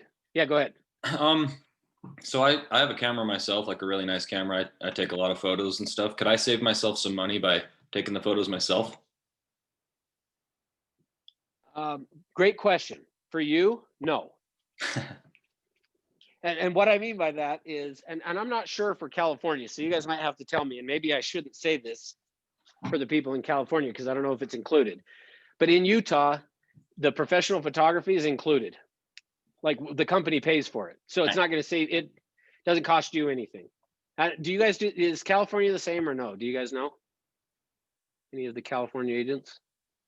Yeah, I'm not sure either. I If would it like is or to know. Yeah. So probably I would say that one's one to ask from the manager. Like I say, I think there are differences in what is paid for and what's not versus Utah versus California. And so, so Kyle, if you were in California, potentially yes. In Utah, no, it's not going to save you any money. But I would say if you're a good photographer and can, you've got the wide angle lenses and stuff, which I guess a lot of the phones are even getting to that point now. But if you can make it look good, hey, if you want to do it, do it. That's not a problem. But in Utah, it's part of just the marketing that we do for the agents. So Cool. anyway. And then also backtracking a little bit on the CMA, I'm kind of trying to learn how to do that. Is there a good resource, or are we going to have a good class on exactly how to go and do that? Yep. And the date of that is, I'm just pulling up my calendar here and I'll tell you. We're going to do the CMA on November 10th. Perfect. This is the CMA class. Thank you. So for you guys in California, you're welcome to attend that one. I do it on the Utah MLS, but the principles are the same. So the step-by-step in California for doing a CMA, like on the actual system is different, but the process is exactly the same. So it would still be worth jumping on and doing. It'll be at 10 o'clock or 9 o'clock California time on the 10th. So, all right, next then. Let's see. In California, pay for your own apparently. Okay, well, good to know. Sorry that you guys get some other perk that you guys will be like, oh, that's included for us, and I'll be like, yeah, Kyle, that's not included for you in Utah. So, all right, next then. So the next number 5 is going to, before we do it though, remember up here I drew a line because I look at these as kind of being breaks. So like meaning like this one we're going to do tap, we're going to take a break to look at the house. I'm going to do all of this, then to some extent I'm going to take a break here. Now when I say take a break, here's what I mean by that. One of two things. Some agents will like to do a listing presentation as a 2-step, meaning I'm going to go out to the house twice. And quite honestly, for me, I actually personally like to do that better even still. But there are some agents who say, nope, I want to go do it all at once. Now, here's the other thing for me. It kind of depends on the scenario. I will do both, by the way. I personally like, if I have my choice, I like to do both, meaning that I would go out, look at the house to go back and do the CMA, and I would ask all these questions, then boom, I stop and I'll come back and do the next pieces of this. That's the ideal for me. Now, the risk you run though, like, so let's talk about like a for sale by owner or an expired one that if you're competing, that's probably the better way I should say it. If you're going to be competing with other agents for this listing, I typically do it as a one all at once. But if I'm not, I like to do it as a 2-step. I like to go out and look at the house and go back and kind of get prepared. And even to some extent, if I'm doing that, I might not even do the plan of action. I might only do the questions and then come back. So the reason I say that is if you're newer, which a lot of you guys are, and you're worried about, hey, this plan of action part is a little scary because I'm doing it based on what is set up here, and I might not know what to say down here. You could do it as a 2-step and cut it off right here and say, hey, I'm going to come out. I'm going to ask you a bunch of questions. I'm going to take a look at the home. I'm going to ask you a bunch of questions, and then I'll go back and put together the CMA and come out and present it to you. Then when you come back out, you go, okay, here's what your concerns were. Let me show you how I was going to meet those concerns. So you could actually start it there. Now, for me though, at this point, when I draw this line on here, I'm just going to write on here 1 to 10 is kind of, and then I'll show you why. Here's what I do. So after with Kat now, since I've been picking on her the whole time, I've gone through, we've asked all these questions. We've talked about the plan of action. I'm going to say, is there anything else that you feel like we need to talk about? And let's assume that Kat said, nope, we're good. Then I'm going to say, now remember, there's 2 parts to a listing presentation. Choose me, then together we'll choose the price. So what I'm going to do now is number 5 up here is going to be price. But remember, I don't want to talk price until I know that she has chosen me. So here's how I handle it, is I say, Kat, is there anything else we need to talk about? She says no. Now, Kat, are you okay unmuting and actually role play with this part with me? If someone else could do it, it would be better. I'm driving with my parents to their appointment right now, but I'm listening. Perfect. Okay. Okay, good. Nope, you're good. No worries. Who wants to do it? All right, Kelly, you got it. All right, so let's assume that I've gone through all this with Kelly. We've talked about the plan of action. So I say, okay, Kelly, on a scale of 1 to 10, how comfortable or how confident are you in me and me being the agent to help you get your home sold on a scale of 1 to 10? 10 being 100% we're doing it, 1 being probably not. Probably about a 8. Okay, it's probably about an 8. That's great. What would have to happen in order for me to get to being at a 10? Sell the house. Oh, okay. So really the only thing that's holding me back from being at a 10 is I got to get the home sold. Yeah, pretty much. I mean, you sound like you know what you're doing, you know, so, but, you know, until it's sold, I guess that's all you sound like. Okay, good. That's great. That works for me. So now notice what I did though is after this plan of action, I'm going to say, hey, on a scale of 1 to 10, how comfortable or confident are you in me being your agent? And if I get anything less than a 10, if he says anything less than to me of 10, I'm going to say, what would have to happen in order to get to the 10? And then he's going to tell me what I would have to do. And now I know what I need to do. But let's say that typically people do tell you 8 or 9. And what I've found is a lot of times you say, what would have to happen to get to a 10? And they say, oh, I never would rate anybody at a 10. I figure everybody could always do a little better. Okay. So then I would say, so really what you're saying to me is a 9 is the highest I could really get to. Yep. Okay. I'm good with that. But if they said a 5, I don't know, 5 or 6. Okay. Well, what would have to happen for me to get to a 10? And they came up with something, then I got to figure out what the something is to get higher. Anything lower than that, I'm going to deal with it. And because remember, I am not going to talk about the price. So if they were stuck on a 5 or a 6 and I said, well, it has to happen to get to a 10. And they said, I don't know, you'd have to be female. I mean, I can't do anything about that. So I'm going to be like, all right, well, I guess we're done here then. Like, I mean, ultimately what I'm saying is if you can't get them to the point of being the highest rating they're willing to give you at that point, then I probably should just move on and go somewhere else. Hopefully that makes sense. So ultimately that's what I'm doing is what has to happen to get to a 10. Once I land on that, now I'll talk about price. If we can't get there, let's see, Jesse said, could you move to the right a little so that I can copy the notes? To my right, or you're this way, right? Or the other way? That's my left, probably your right, but this way. All right, yeah, I'll just stand out here for a minute. In fact, I'm gonna go get lunch. I'll just be talking while I go, just kidding. All right, so yeah, you're left. Okay, so price. So once we get to price now, so remember, I'm not going to price until I land on that they've chosen me. And essentially that scale of 1 to 10 is gonna tell me that they've chosen me. Now that we've got that, it is possible, let me say this. Usually what people will say is, well, we're at a 9. Well, what would I have to do to get to a 10? Well, I don't know. We haven't talked about the price yet. Okay, great. So is it safe? Here's what I would say. So is it safe to assume if we can land on the right price or the commission, whatever it is they're saying, is it safe to assume if we can come to an agreement on that, that you're prepared and ready to list your home with me? Yeah. Okay, great. Then let's talk about price. All right. So now price, if you remember under price, I told you over here, so the price piece is going to be now down here, this market area, okay? So under that, the first thing was going to be the macro or the big picture.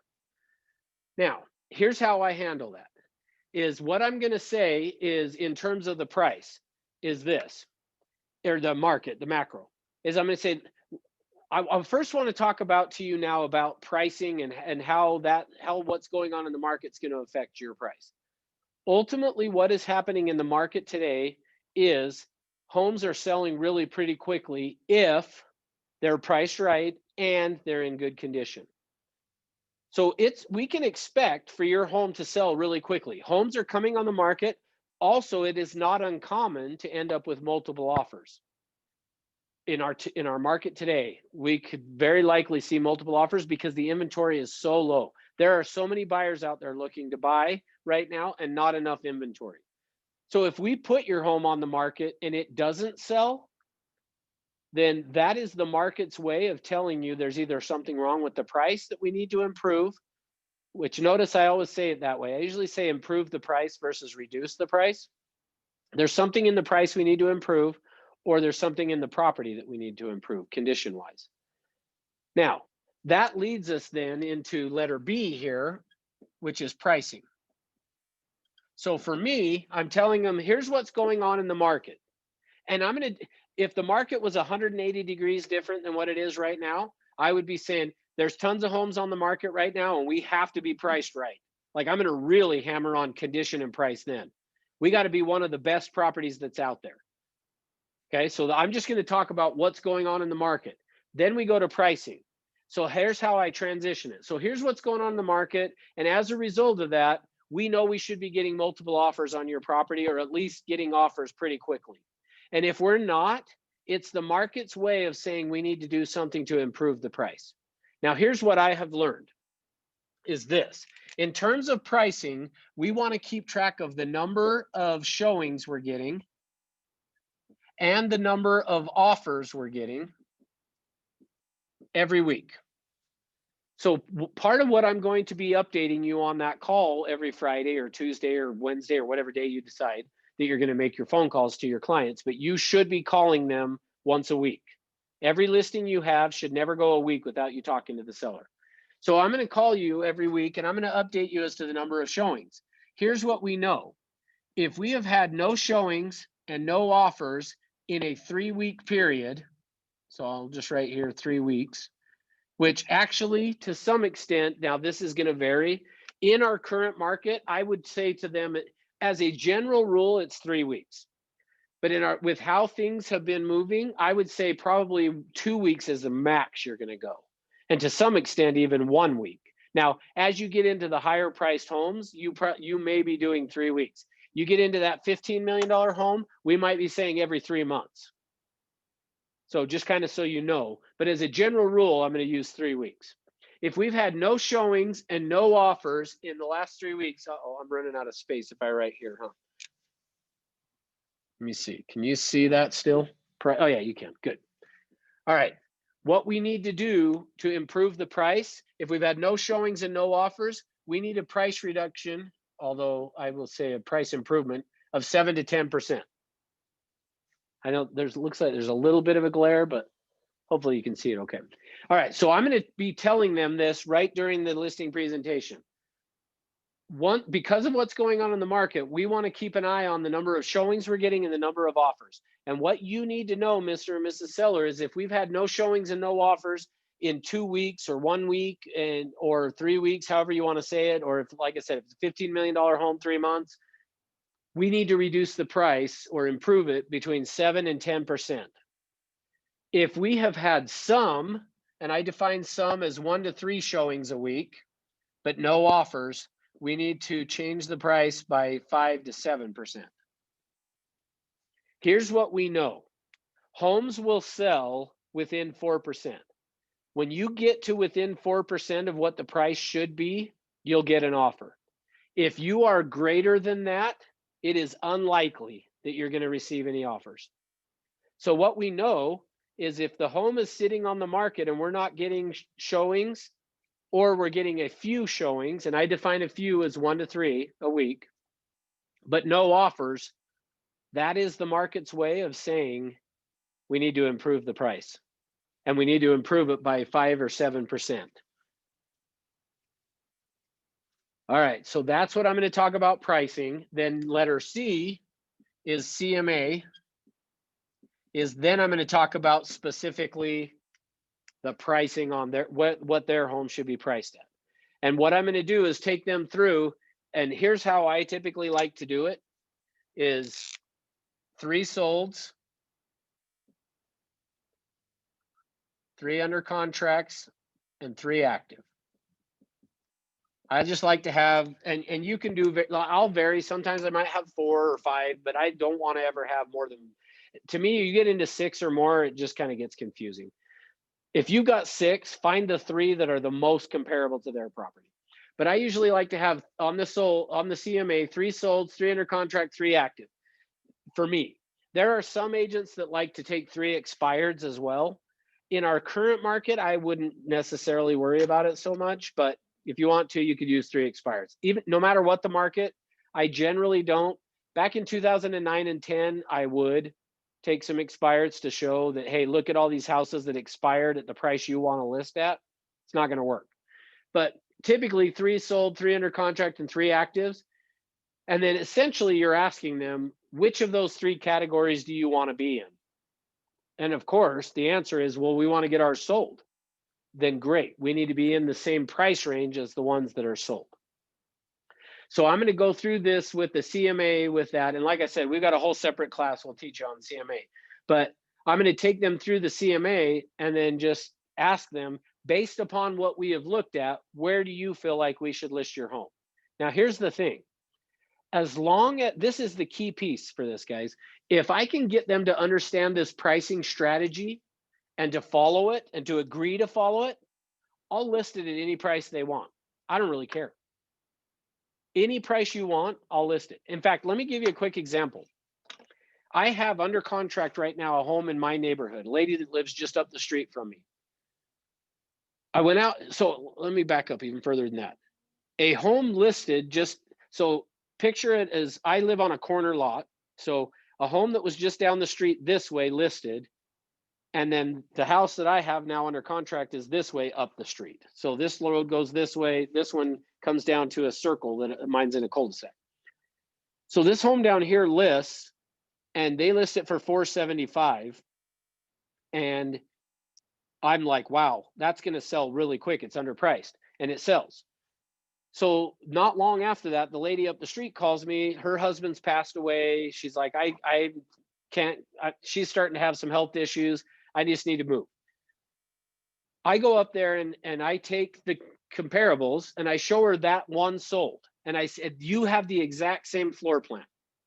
The only difference is she had a 3-car garage. They only had a 2-car garage.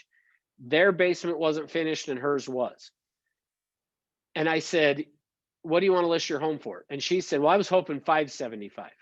So $100,000 more. And I was like, I don't think your finished basement and a 3rd-car garage is worth $100,000. And though I thought that the 475 probably bid up to 500. So really, I'm like, I don't think your house is worth $75,000 more. I told her I thought maybe worth 525. Well, I explained all of this pricing strategy, and then she talked to her son and they said, we want to list it at 550. And I said, you can do that as long as we understand this pricing strategy and you're willing to follow the strategy. And I told them, if within a week we don't have any offers, we need to get the price to 525. And I'm a little worried 525 is even too high. Well, what ends up happening is we put it on the market, and the first day I got 1 call. We want to go show the house. Great. They go show it. I got no other calls. Well, in the market here in Salt Lake right now, that's a problem. If the first day that it hits the market, you aren't flooded, basically, you're probably too high. So the agent goes and shows it, and he calls me and says, hey, I noticed, because I had an agent that wanted to do an open house on it. And so I was going to let him do an open house on the Saturday. We listed it on Thursday. We were going to do an open house on Saturday. They said, hey, I noticed you were going to do an open house. If we give you a good offer, will you not do the open house? And I said, yeah, if you give us a good offer, we won't do the open house. So the agent sent over an offer at $550, which was our list price, but asked for $5,000 in closing costs. And here's the thing. Now, because the agent had said, if we give you a good offer, will you not do the open house? If he had not said that to me, I probably would have went to my seller and just said, you better take this offer at $550, because we had had no other phone calls on it. And it had been basically 24 hours. And I'm like, yeah, we're not getting multiple offers at this point. So I would have told my seller, just accept it. But because they said, hey, will you not do the open house? I talked to my seller and I said, hey, let's do this. Let's go back to them and say no closing costs and see what they say. And my seller said, yeah, I don't want to pay their closing costs anyway. And I'm like, well, who cares if you pay their closing costs? Just look how much money you're going to walk away with is what we ultimately want to look at. And I wasn't convinced that 550 would work, which is the point of this story. But just to give you the rest of the details, I called the agent and said, hey, if you want us not to do the open house, you're going to have to just come in right at list price. And he said, well, could you meet us halfway at 2,500? And I said, maybe after the open house, which in my mind, I'm like, I'm not sure we're going to get another offer anyway at this price. But I said, hey, maybe after the open house we could. And he said, all right, well, let me talk to my buyer. Called me back within minutes, called me back. We've accepted your counter offer. We're good. Now, here's part of the thing that I want to point out to you guys. Two things from it. Number one is the main point is I have learned you can't outguess the market. You never know. Like I would have never guessed that at 550 that would have sold. I felt like it was too high. But I've also had the reverse where I've listed a property and I thought I was going to get multiple offers within 24 hours and we never did.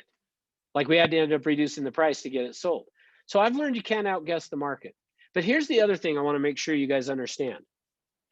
For me, I personally just believe that I am worth the commission I charge, which I told you guys I've charged a 7, lots of 7 and a lot of 8%. I've done a lot of 8% commissions. Well, part of how I get an 8% commission is through what we're talking about right now is I just fully believe that I'm worth the money. And here's the point. Notice because, and I'm not patting myself on the back by any means on this. This is because of the experience, the time I've been in the business.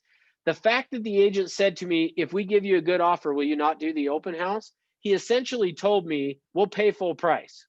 So when I got an offer asking for 5,000 less, which essentially, by the way, in case you are not a real math genius, 1% of the purchase price on 500,000 is $5,000. See, I just earned an extra 1% on the sale of my client's home that most agents would not have done. Most agents, and even me, had the agent not said anything, honestly, I probably would have gone to the seller and said, this is a good offer, you better take it. But because I listened to what the agent said, he told me I could negotiate with them and I could probably get them to come up on the price.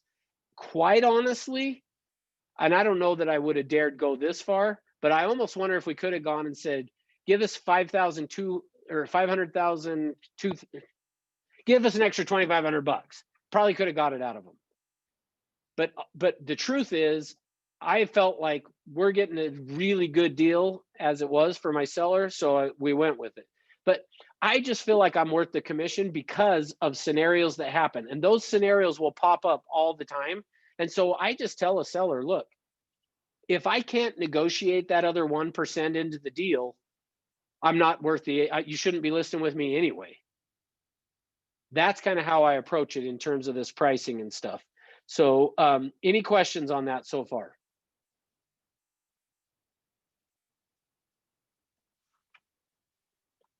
All right, I'm going to assume not then, or you're typing, and either way is fine. Number 6, last piece of this then is the close. Once we have landed on the price, now I can go into the close. And ultimately what I'm going to do on that is just say, hey, I'm going to do what we talked about earlier. How do you feel about everything we've talked about? Or I may say, okay, based on what you told me earlier, if we could land on a price that you were comfortable with listing your home with me, yep. So we've landed on now that we're going to list your home at 550,000. So how soon did you want to get started? Like that's the essence of a close. You don't need all these tricky closes. If you've done it right, like we talked about along the way, I started to close here. I did some other trial closes here. I potentially said, if we're comfortable on the price, are you good listing your home with me? Yes. Now I can just go, okay, great. We've agreed on the price. When did you want to start? See, at the end of the day, that's what the close should look like. So ultimately we could do how do you feel about what we talked about? How do you feel about me as an agent? How do you feel about getting started today? Right now. But at the end of the day, you just got to ask them, hey, did you want it to hit the market on Friday or Saturday this week? So you just ask the question and then you can go from there. All right. What questions do you guys have? Hey, Russ, how is the 8% commission that you were talking about? How is that split? Oh, good question. Thank you.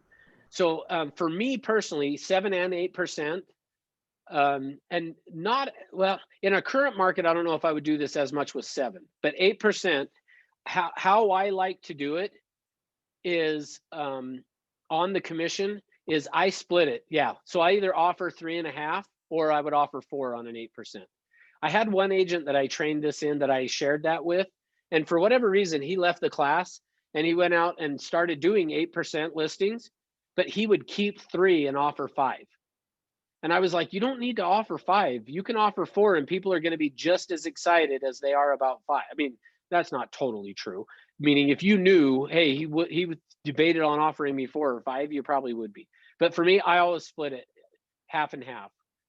So for me, when I was doing 7% listings, because I did a lot of those, and then I did a number of 8. I probably shouldn't say I did a lot, but I did quite a few at 8%, and I would offer 4. But when I did 7, I always offered 3.5.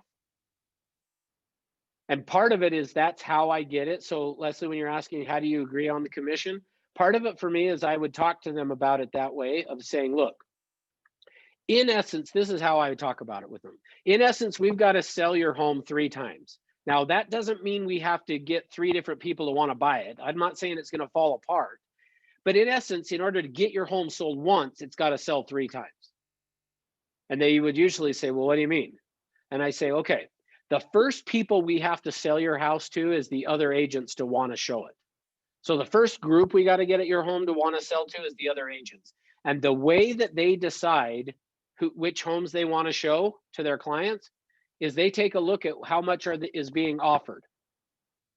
Now, they shouldn't do that, by the way, for you guys. Technically, we should not be making decisions based on that.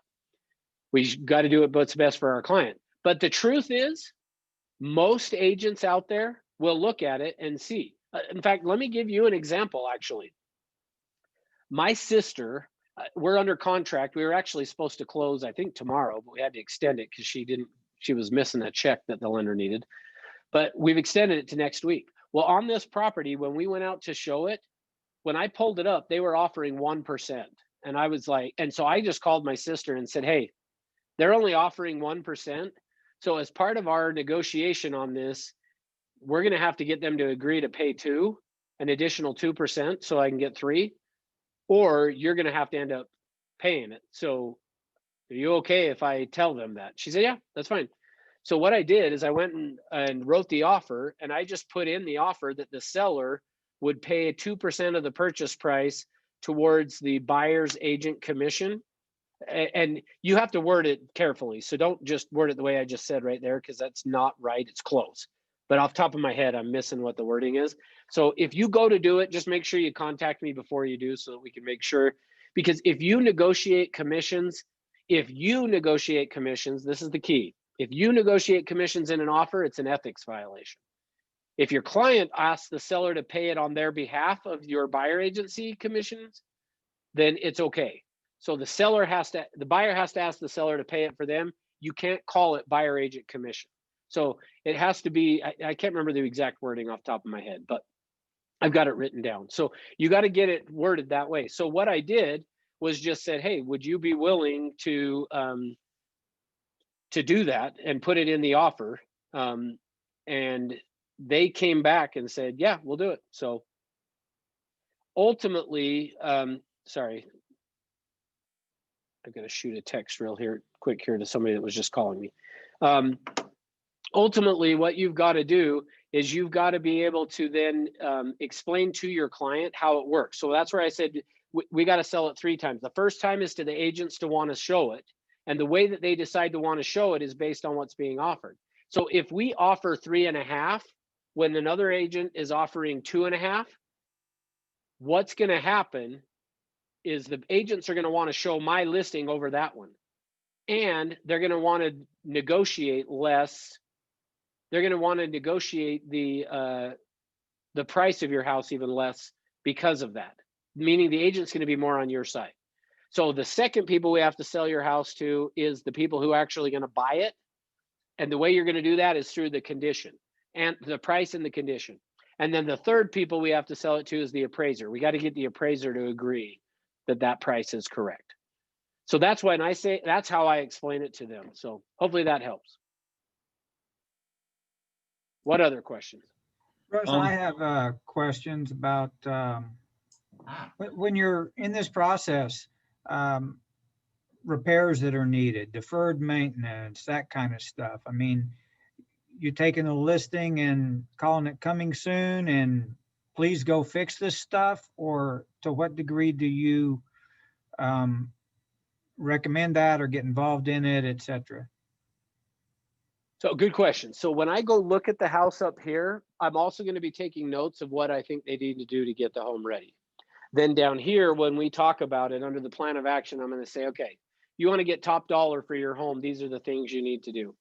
So technically, these coming soon listings are not really based on our affiliation with the Board of Realtors, the National Association of Realtors. We're technically not supposed to do it coming soon.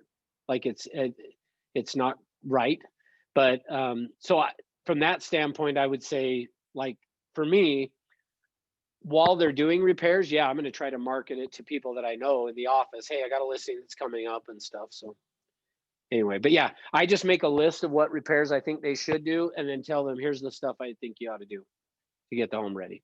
So another example, Jesse just said he appreciates my real world examples. Good. Well, I'm giving you another one. I went on one not long ago that was a scenario that a guy had moved his mom into an assisted living place. And I actually just listed this property yesterday. He was moving his mom into an assisted living and had me come out and look at it. And I said, if you want to get top dollar, you're going to have to change the carpet and you need to paint. And he said, okay. So that's been almost 2 months ago that they started to do that. I don't know why it took so long, but it took them that long to get it done. And then he called me on yesterday, called me and said, we're done, come list it. So I went out there, spent 10 minutes, signed the paper. So I had done all this earlier. Yesterday showed up, signed the paper. And in fact, actually he had signed everything. And I was like, oh, hey, we didn't talk about the price. What price do you want to list it at? And he goes, I don't know, whatever you think. So we'll see. But hey, real quick. Yeah. Earlier you mentioned what a lot of agents will do right off the bat. They'll ask them what's their commission. They just go 6% right away. Just to be clear, is that is the base rate that Century 21 requires, right? And we can negotiate higher than that, or how does that work? Yeah, great question. So typically what I say now in California, I think it might be a little different, and I'll tell you what my understanding is. So yeah, in Utah, if you're going to go less than 6%, you should talk to one of the brokers or managers to get permission. Okay. In California, I think it's if you're going to go below 5, which to some extent, we're headed that same direction in Utah, by the way, which drives, like, I might have to just quit the business when that happens, because I'm just like, we're worth more than 5%. But in California, unfortunately, they're doing a lot of 4 and 5s. All right. Well, if you quit, send me your contacts. Okay, I will. I'll sell them to you. All right. Anything else, guys? All right. Well, hey, thanks for being here. Russ, thank you. This was really, really great. Awesome. Thanks, Kat. Appreciate it. So tomorrow's class, we're going to do the working your sphere of influence. Of everything I teach you guys, this one is my favorite class of all because it will work. Of everything I teach you, if you will do what I teach you tomorrow, you will be successful. 100%. Guaranteed. I will personally guarantee it. So if that's not a commercial to get you to show up tomorrow, 9 o'clock for California, 10 o'clock for you guys in Utah. And then I'll teach you how to work your sphere of influence in a way that is guaranteed to work. So, all right. Thanks for being here. Have a good one, guys. Jesse said, I thought everything works. Yeah, that's true. That one works the